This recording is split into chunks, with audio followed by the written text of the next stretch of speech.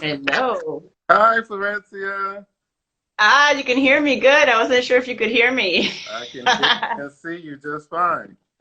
Excellent. Let me put myself closer. Here we go. Great to talk with you. Awesome. Very cool. You have a distinguished name. Can you first tell us a little bit about your name, where you're from originally, where you are Sure. now?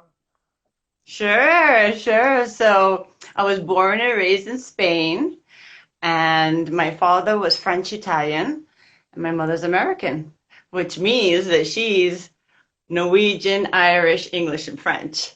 So I'm a big mixture. Ah, So French last name, Spanish first name, no American anywhere other than in the genes, but no name, and it's American. okay. And I Yeah. take it you traveled, or they traveled to Florida at some point, or to America? No, so they met in Spain. And that's why I was born in Spain. And I lived Okay. in Spain until 2004. So I went to university in the States. I went back to Spain, which is Oh, home for me. And then I came back in 2004, and I've been in Florida since then. oh, you've done a little back and forth. Okay. Yes. I So like traveling a when did lot. you first realize that you were an artist?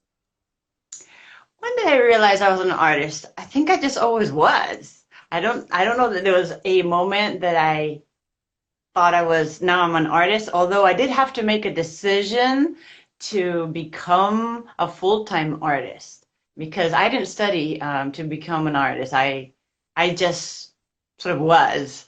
And then one day I was so fed up with my life as it was that I thought I better start doing something for me.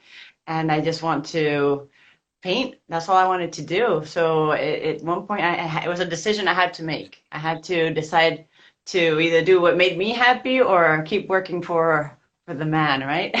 Ah, so all the time when you went to school and university and things like that, I take it you didn't study art, but were you doing sketches or doing some drawings and stuff before you turned artist full time? Well, I did take one drawing class and one art class in university, but I already loved painting and I'd already been doing my own thing. And that I what happened was that I didn't believe that I could be a full-time artist and make a living.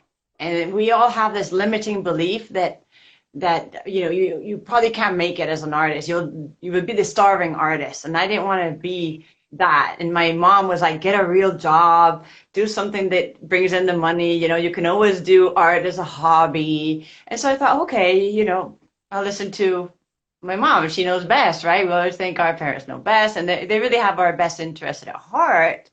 But I just every job that I had didn't bring me the joy that I felt when I was painting. So eventually I had to go back to what really made me happy. Somebody's asking if I'm left-handed. No, I'm right-handed. I'm right-handed. Great, Oh, I see George has joined. My friend George is an excellent great. photographer here in Hey, Florida George. too. So thank you. Thank you for joining us, George.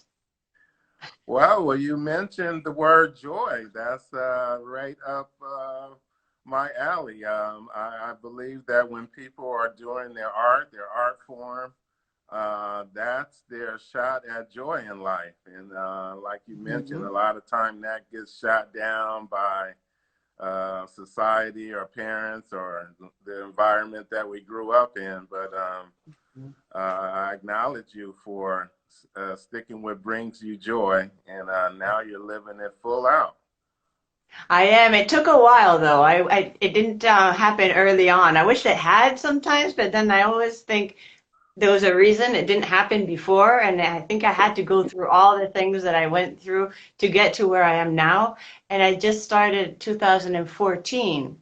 Late 2014 is when I quit my full-time job to become a full-time artist. So it's definitely something that brings me more joy than anything I've ever done before. And I don't want to stop. I just want to continue doing that because it fills me up. Beautiful, beautiful. Well, what do you want people to know about your work, most about your work? About my work. I think the most important thing is to realize that I'm doing it almost as a therapy for myself because I know there's a lot of pain out there that we all go through things, right? We all have things in our life that cause us pain, and we have to get through them and we work through them. And for me, painting is also therapy. So when I paint, I know that other people have gone through what I've gone through, and so I'm not only painting for me, I'm painting because I know other people will be able to relate to it because pain is universal, unfortunately. So for me, it's all about empowering, inspiring, bringing that hope, and also making the best image of you, the best you, put it that way. It doesn't have to be like the most beautiful you, but just you as this empowered person, as this strong, healthy, conscientious person, just someone who I'd want to have around too. So I try to show and paint those that I think would make a better world in no sense. So I hope that other people see that and that they say, you know what, that's how I want to be also. I want to be this person who's compassionate. I want to be someone who's kind. I want to represent joy and love and all these things in the world too.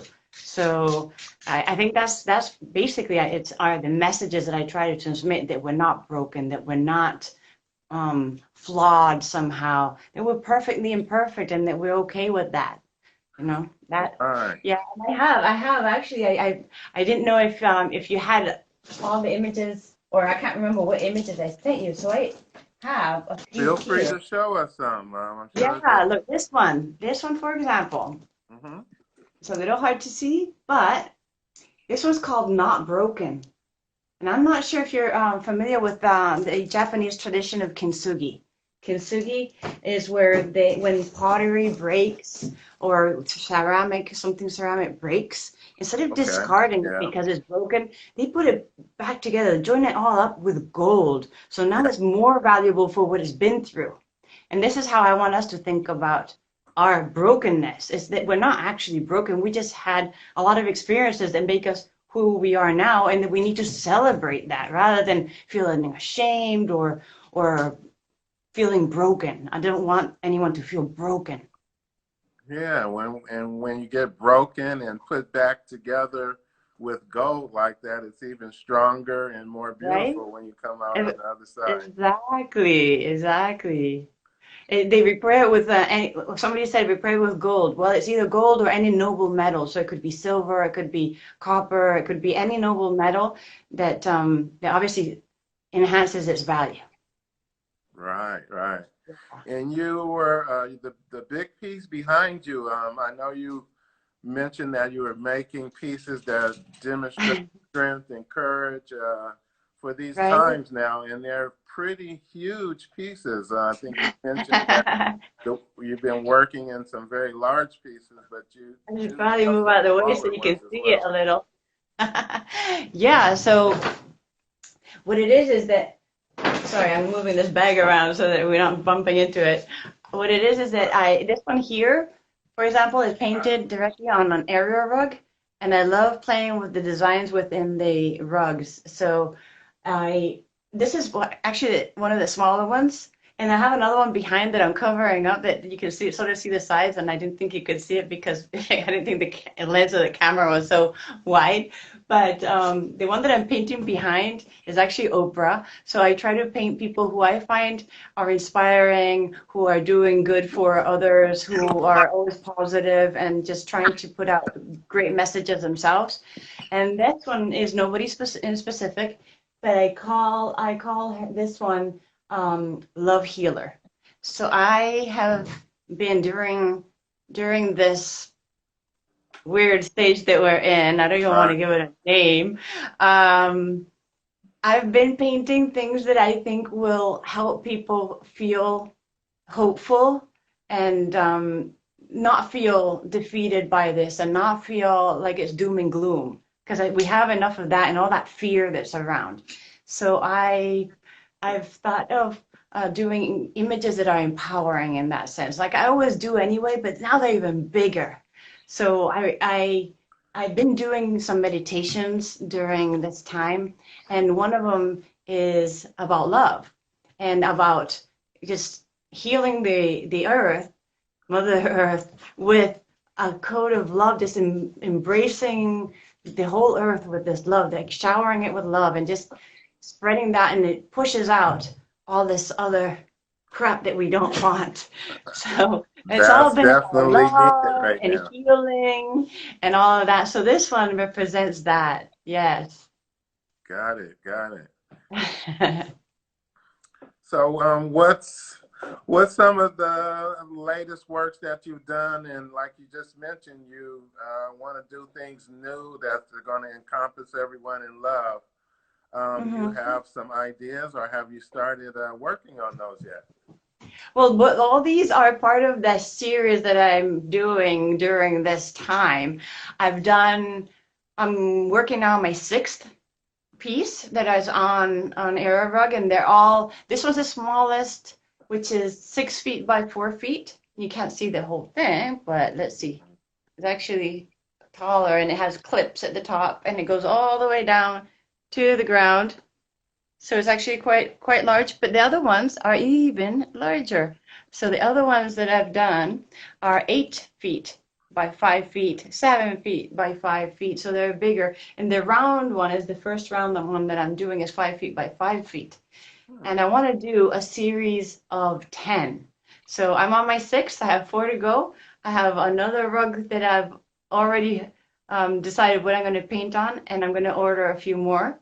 But the one that I'm going to paint on next is actually Lady Diana, or I should, Wow.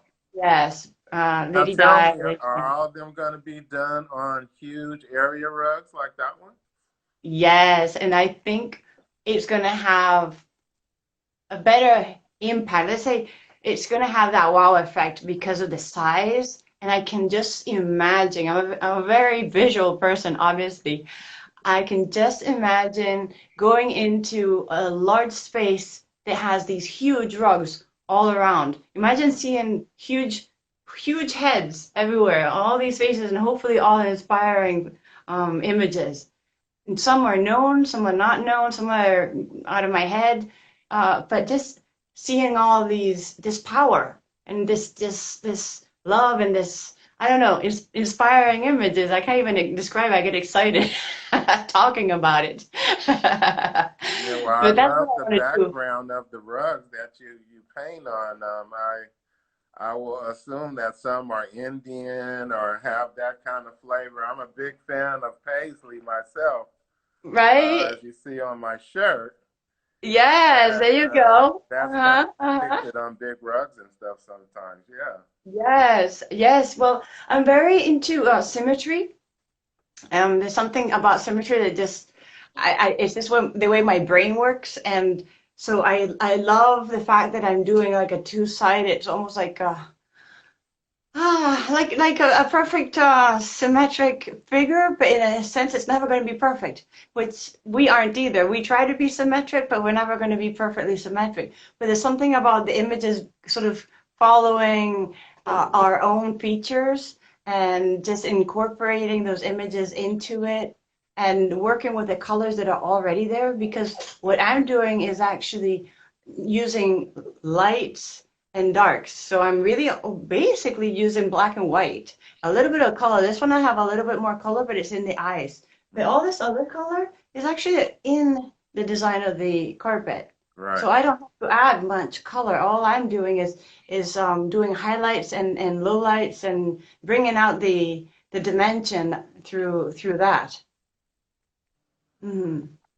So, what's some of the challenges you face? Perhaps being in Florida or in America versus Spain. What's some of the challenges you face in doing the work that you do? Challenges is finding finding the clients, really, the people who it relates to. It relates to a lot of people, but not everybody can buy one or has the space for one. So a lot of it is finding my client base. Um, I think that's probably the biggest challenge, and it doesn't matter what part of the world you're in. It's actually finding your clients, because we can't all be for everybody. I don't think there's any art that really everybody would be able to afford or collect or relate to or whatever. And I know, being a figurative artist, not everybody wants a big face in their house. It's not everybody's cup of tea. They might like it, but it doesn't mean they will buy it, Hmm. right? Or they don't have the space, or they don't have the budget. So it's really a smaller group of people, and finding exactly who it is that would love to have something like this. And also I do a lot of custom work. I do commission work. So some of those people have already found because they've already bought pieces from me. Hmm. But we still always need to grow. We can't just be always with the same three people. You can't expect three collectors to maintain you, put it that way, right? Okay. So it's finding a wider base of clients and where to find them. For me, that's my biggest challenge. And Yeah. how's that been going for you over the last couple of years? Have your collector base grown, or have you done anything to make it grow? I've noticed obviously that it's grown because I have been quite active. So I try to reach out and to be a lot of places and to be on Instagram, be on Facebook, go to the shows, make sure that people actually know I exist, because nobody comes knocking on your door if they don't know you're there, right? So you Right. gotta you gotta make a little bit of noise and say, hey, I'm here, look what I can do. I'd love to do something for you. This is what comes out of my heart, but maybe your heart connects to it too. So it's being out there that I find that is slowly but surely um, helping get to where I need to be getting. But it is a very slow process, because I started, as I said, in 2014, and it probably took me 3 years before I sold my first painting. For 3 years, all I did was produce. I just produced, and I was like, okay, well, eventually somebody's going to want to buy something. Somebody's going to notice I'm here, and that's okay. I'll just keep producing until then, right? Well, I hear a lot about art shows in Florida. What part of Florida are you in? And have you been around Art Basel and any of those other big art shows that happen in Florida? Yes, well, I'm in Fort Lauderdale, which is just about 45 minutes from Miami. And every year I do go to Art Basel. I don't always participate, although I try to at least do something in there, whether it's satellite shows or something like that, because to be in the actual Art Basel, in the building where it happens, because Art Basel is a lot bigger, but the actual Art Basel is in the convention center. You have to be represented by a gallery, and to be represented is a whole different ball. So what I do is that I try to find satellite shows or other people who might have things going on at the same time, because that's the great thing about Art Basel in Miami. During that week, there are hundreds, if not thousands, of other events, parallel events going on, and people are already there for Art Basel, but it's really all these other things that people spend the day going around and seeing. And Art Basel, they might go to the actual building once, but then the rest of the time they're walking around. So I do that. In 2016, I was chosen as the regional representative for it's called the Bombay Sapphire Artisan Series, and they chose 14 representatives from all of the North America, Canada, US, and they divided in regions, and I got chosen as one of the 14 to be the representative for the Miami area or South Florida area. So I was very lucky to do that. I had one of my pieces in Scope, Miami, which is one of the big satellite tents that they set up that if you've ever been to Art Basel, that's one of the ones that you would definitely want to go to. So I was very fortunate to be chosen to show there. Yeah. And I heard that you Yay. have currently have a residency. Tell us, the viewers, a little bit about that and what's that like to be in Okay. residency. Well, we call it Artisan Residence, and it's for the Historical Society of Fort Lauderdale. So we are a group of six artists. We have a co-op that's the New River Artists. Um, and what we have is a little studio at the top of the Museum of History. So History Fort Lauderdale, which is also the name of the museum, is a building downtown, a historical building, and the third floor is now just for artists. And we don't live there. We have a studio there, and we take turns to make sure there's always someone there because that's how a co-op works. And we can produce there, we can show there, we can do everything there, and it's a great experience because we all have different styles, different things that we work in. Some of them are sculptors, some of them are mixed media, but different mixed media. I do painting mixed media, all sorts of different things. Some do quilts, some do ceramics, you name it. There's a whole bunch of different disciplines. And so we overlap, but we're all very different and we all get along and we try to make it really nice. And we have every first Sunday of the month, downtown Fort Lauderdale, we have jazz in the park. And so we become part of that every month. We come down with all our things and we set up tables and it can be live painting or doing that. And so we become part of the community. We integrate with the community. We want to show, that there's art that we're sharing with everyone, basically. Well, I know Yeah. that's probably changed a little bit with 2020, but let's hope Yeah. that things grow back in time. Oh, Um, I hope so. We miss it too. It seems so weird not to be doing that. It was so normal to have every first Sunday doing that.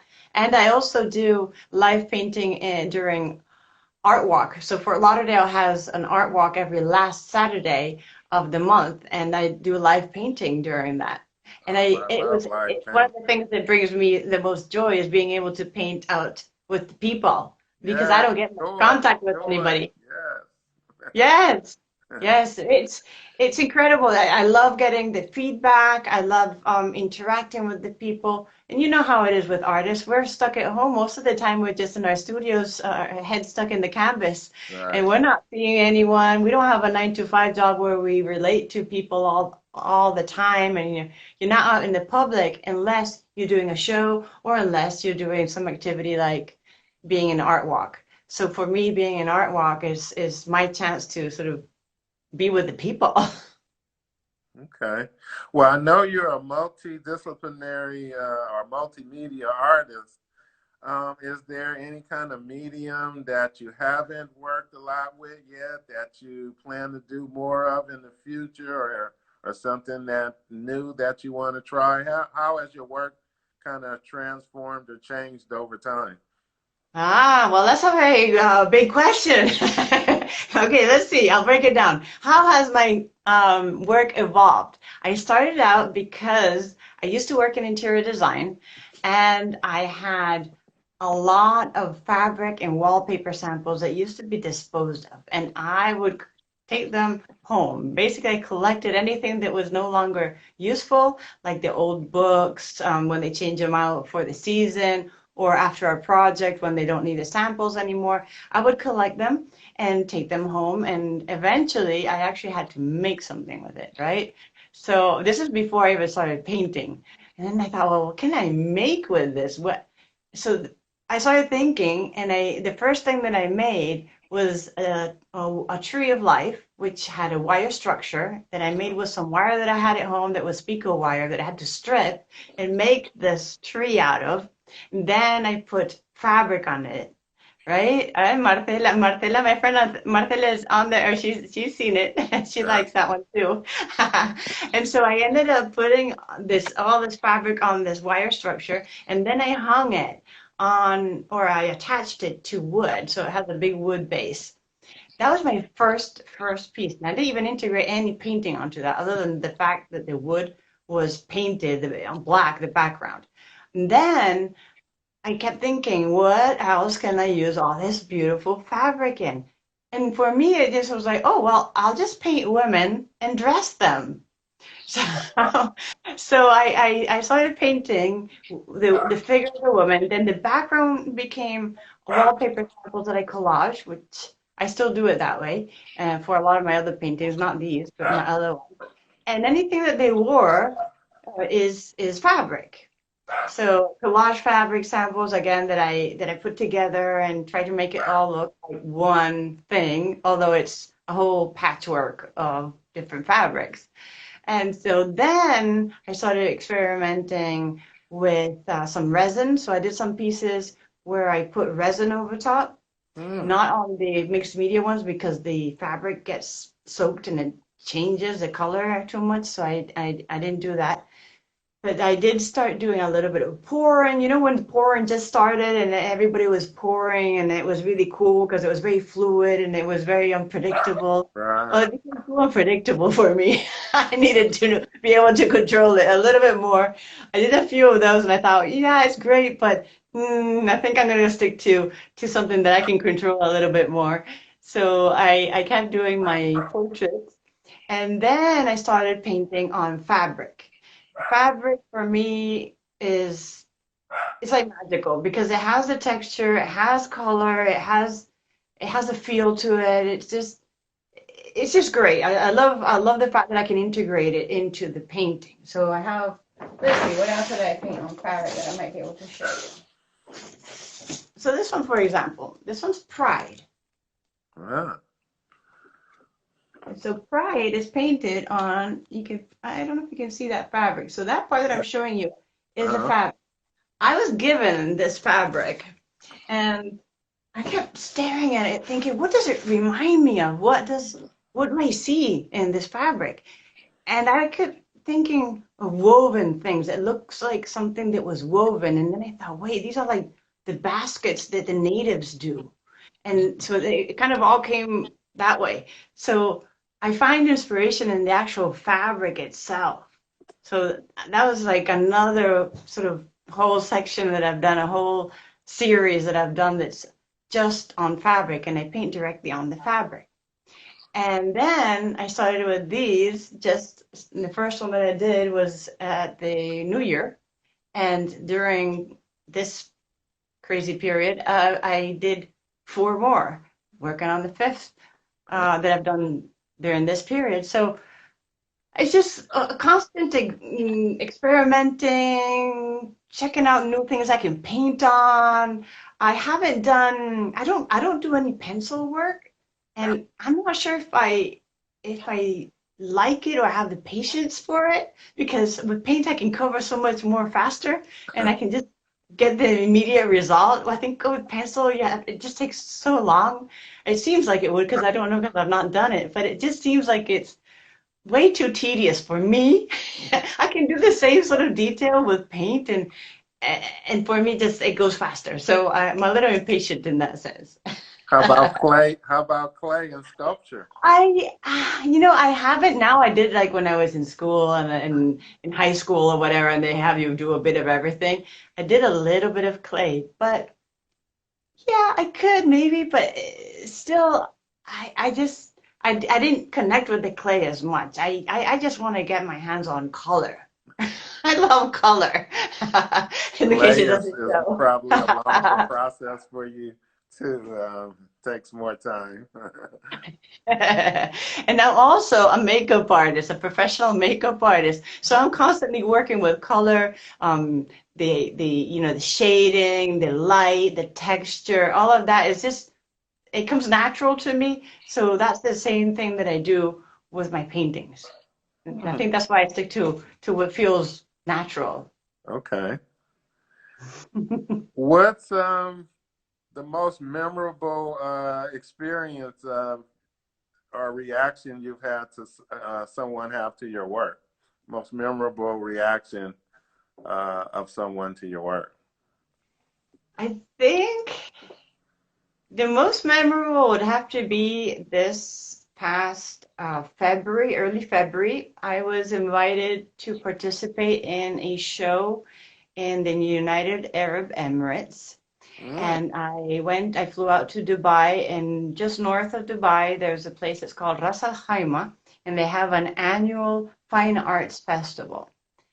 And what they do is really great. It's different from any other show that I've ever participated in. And they instead of having you send the original artwork, they have you send a file Mm. of the artwork, so a high res photo of the artwork. Then they reproduce it on the other side, and they print it on weather resistant material because it goes outdoors. It's shown Wow. outdoors.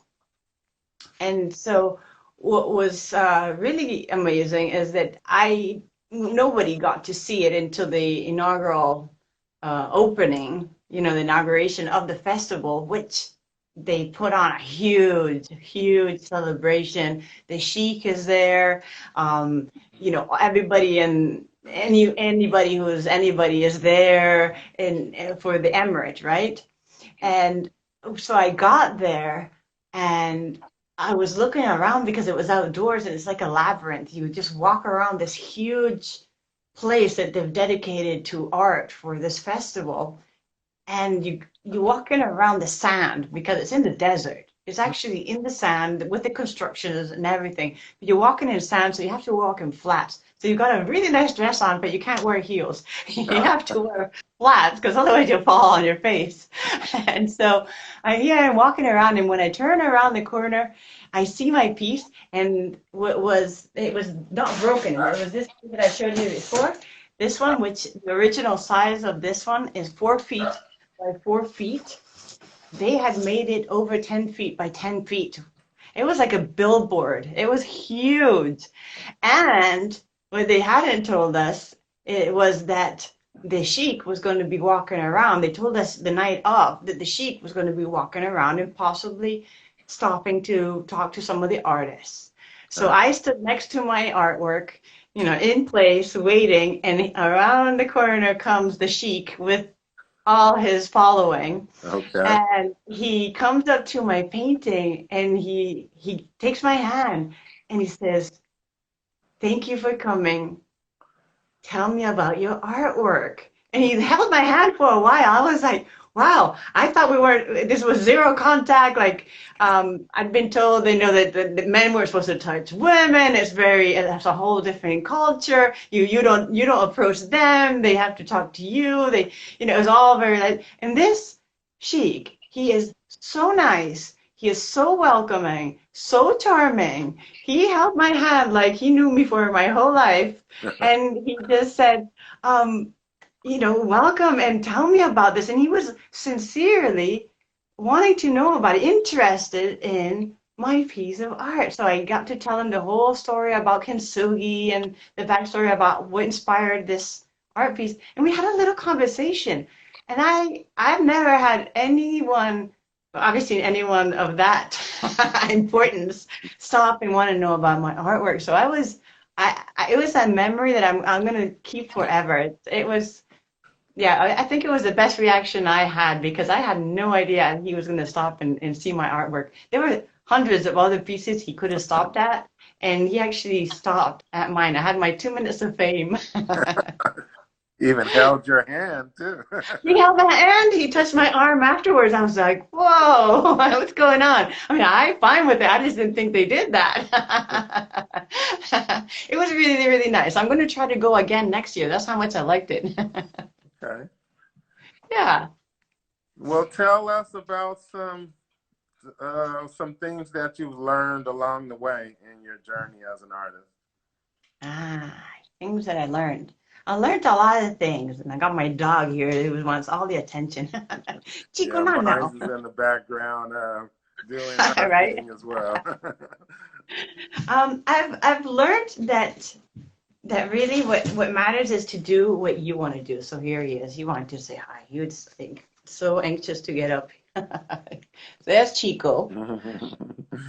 Hi, Where did she Chico. go? Okay, enough of that. Anyways, I learned so yeah, the fact that you have to be true to who you are and do what you feel it comes from it within. What you it has to be you. It has to be your art. It has to have your you have to have your own voice. And I've learned that you can't pretend to be anyone else. Not that I ever did, but I learned to not be afraid of being you and putting you out there because I posted something maybe last week or a few weeks ago that was about how we have to be really brave and expose ourselves. We basically are opening ourselves up for criticism every time we have an artwork, a piece that we finish or that we put out there. It's kind of like we're saying, hey, here I am, and you can shoot now, and you don't know how people are going to react. And most of the time, they react really well, but sometimes you'll get criticism, and you just learn to take it, and you just think, well, that's someone's opinion, and it's only an opinion. And Mhm. everybody has an opinion, right? And we know all about opinions. So I learned that you can't let that stop you. You can't let people's opinions about who you are, because basically what you're putting out there is you. It's a piece of you. I feel like all these are me somehow. You can't let what other people think of this affect who you are, because you're just doing you. You're just being true to who you are. So always, always, always be true to who you are. That's I guess my biggest lesson. Beautiful, beautiful. Yes, all creatives and artists need to take that on for sure, and I'm sure they do. Well, So, hopefully. what's a big goal of yours, or what's next, or your ultimate goal that you see for yourself with your art career? Ultimate goal. Ultimate goal ultimately is to reach as many people as possible. Not Uh, necessarily to sell to everybody, but just that my message gets out there and that it inspires people and that people feel like they can identify and that they've been seen. Because when I do a painting, in a way, I'm celebrating you too. I'm saying I see you. I know that you go through this too because I go through it. You go through it too. So hopefully, people recognize the fact that they're being seen. That what they're going through is not it's not only them. That is something that we all go through and that we can get through and that we can overcome. So I think my ultimate goal is to just somehow have everyone see it. Maybe have shows internationally. Um, be able to travel more and share more and just be in more places and have all people from all over the place sharing it or seeing it or getting inspired by it somehow. Yeah, that's ultimately is, and also to leave a legacy that I'd be proud of. I want to know that after I'm gone, there's still uh-huh. something that was worthwhile, that lives on and that still works even though I'm not here. So it's doing my job and speaking for me even though I'm long gone. Yeah, that's what I want. It's a little big, but hey, why not? Well, me as an art advocate, I'll definitely support you and be behind you, and be sure to Thank you. point people interested in your way in terms of your Thank artwork. you. I'm Thank going you to give so you much. one more question before we finish. When are you at your best, your most creative, and what inspires you and makes you decide to work on the next piece or the next piece? When are you most creative? Well, when for me is a time of the day. Hmm. For me, it's nighttime. I'm a night owl, complete night owl. This is about the time of the day that I start working. Right now, when we're talking, it's 10:30 here, by the way, in Florida. Wow. Okay. And I become the most creative when everyone else is starting to go to bed and everything becomes calm and my dog isn't bothering me anymore and everything's just quiet and there's nothing going on outside that I feel like I'm missing. I'm missing out on if it's sunny or whatever. So I start painting after I've done either my exercise, my meditation, whatever it is that I've done for the day, I will start. Right? Ah, well, yeah, now it's 11:15. True. I forgot that we've been talking for a while. But yeah, so nighttime, and I'll work until about 4 o'clock in the morning because that's just the way I am. I start painting and I have to make myself go to bed because I'm like, okay, this is late enough. I got to go to sleep. And when am I most inspired? I I don't know. I mean, I think it's constant. Thank goodness. I'm pretty inspired most of the time. And I think when things get harder is when I'm most inspired because then I feel like I have a real job that I need to get done. Like I need to go produce things that inspire people. I need to put out these messages. People need this. And so I just become super productive and crank those out. These I've been doing. I take about a week to 10 days to finish each. So Okay. I am hoping that I get before the end of summer that I get those 10 that I was talking about done. And a thing that I've found that's helpful is to set myself a goal. If I say a number, if I say I should produce 10, then I'm like, okay, we're getting there. We got six, we got seven, we got eight. We're like, boom, boom, boom. Let's get it. Let's do it. But I also have to be Perpetual. inspired. I can't Yeah. just crank them out without a reason. I have to, make sure that each one has a valid message because I don't want to produce just pretty pictures. They could be pretty, but they also have to have a message. They have to be more than just decorative.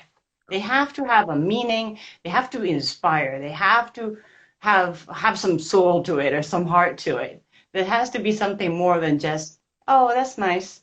If you just look at something and say, well, oh, that's nice, I did not achieve my goal. I did not have the effect that I was supposed to have.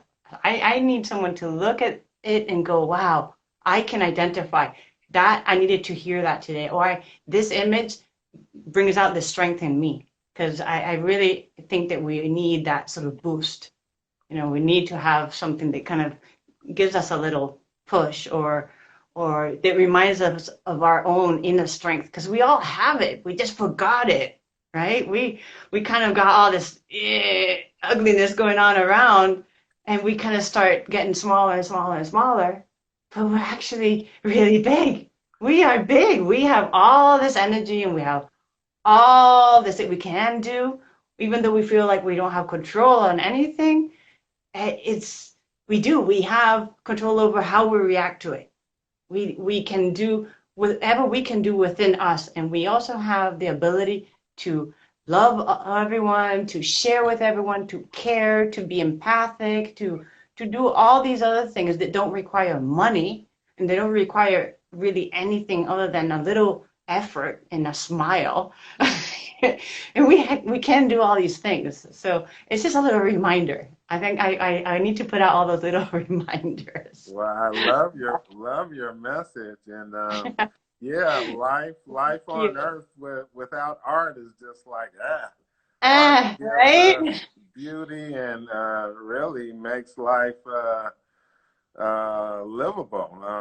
Without art and design, we wouldn't have the beauty in our lives at all. So I True. really acknowledge you and respect Thank you. what you just said.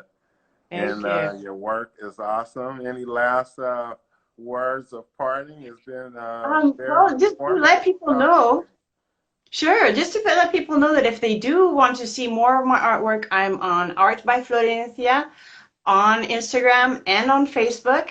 Same thing, Art by Florencia. And I also have a website where I have my prints. So for prints like the ones that I was showing you, like these, I have big ones like this, and I have my smaller ones like these. And it's all Art by Florencia. And this one's one that I did. It was also on a carpet. It's Oh Speak Your yeah, Truth. I love that one. Speak your truth. You know, I have my Michelle Obama. Hey, Yeah, so beautiful. I have all of these prints that are available on my website. And I also, as I say, I do commission work. So if anybody is interested in having a special piece done to fit their space, that I used to work in interior design, so I'm very aware of including elements of your design into my artwork, like certain colors, certain textures, something that's special to you. I've done artwork where maybe I've incorporated a glove that was meaningful to them because it was their mother's wedding glove. So you know, I do things that I want to have meaning, and they have to have meaning for whoever is going to be enjoying it, right? And the way to do that is by getting to know the person a little bit, to understand what's important to them. When I do a portrait, I don't always have to do a portrait, but say when I do a portrait, I'll go and I'll talk to them. I'll take the reference photos normally, and I also do on the spot. I'll match their skin tones. So Ah, I make like a card of three different tones of their skin, their darkest, the middle tone, and the lightest one. And because I'm a makeup artist, I mix it up the same way that I would if I wanted to do their foundation. So okay. I mix it up in the paint, and then I go home, and then I always have that as a reference. So when I'm painting their portrait, it has their colors. Nice.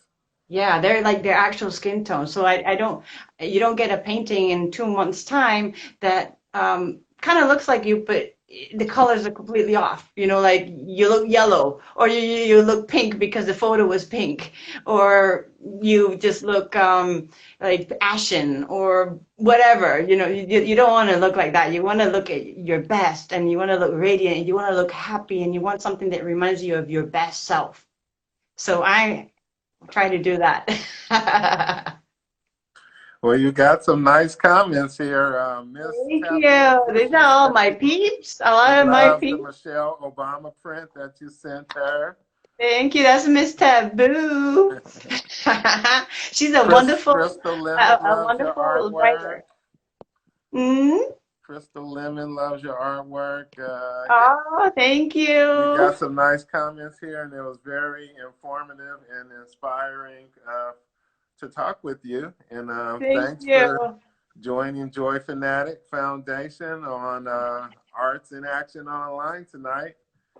Thank And you so again, much. Thank you. we're going to be talking with a variety of different artists of all styles and genres. So Yes. again, Art by Florencia. Find her Thank on you for coming Instagram and on tonight. Facebook.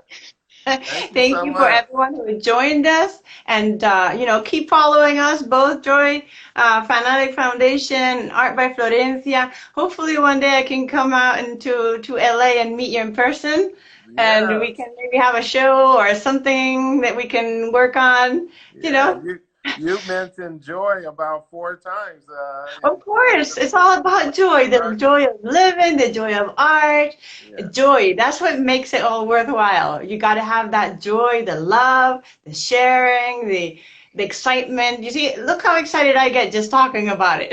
Well, thank you for joining me. Well, thank you. Anytime, okay? Okay. Well, you Take have a care. powerful rest of the evening. I'll let you shut down because I have no idea how we close it. Okay. Thank you, Thanks everyone Marcela. for joining us. Bye. Bye.